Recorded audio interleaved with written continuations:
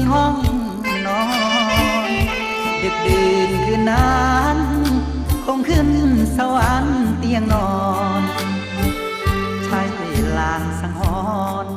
ห้องนอนน้องนี้มีใครแสงไฟสว่างหน้าต่างส่องไกลห้องนอนน้องอายใจพี่แทบแหลกสลายตีหนึ่งคืนนั้นพี่คิดแทบกันใจตายรักแรกแตกแล้วใจกายอยากตายให้วายจากหน้าแอบมองดูน้องทางหน้าทางแสงไฟสว่างเสียงนางนั้นคุยกับใครอ้ายยืนข้างเสายินเสียงเขาปวดร้าวหัวใจเสียงหัวเราะกันใหญ่คงสุขใจสิน้องแฟนเรา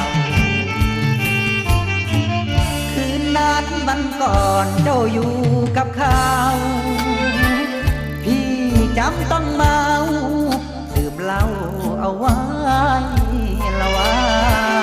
เพื่อให้ลืมวันคืนนั้นมันปวดอุรา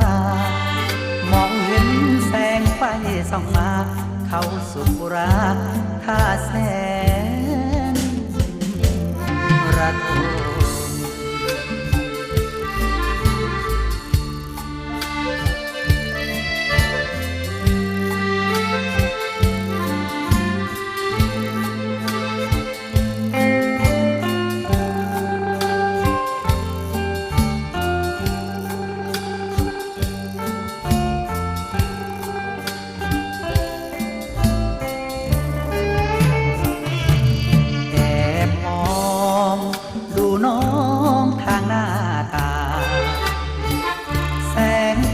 สว่างเสียงนางนั้นคุยกับใครอ้ายยืนข้างเสายินเสียงเขาปวดร้าวหัวใจเสียงหัวเราะกันใหญ่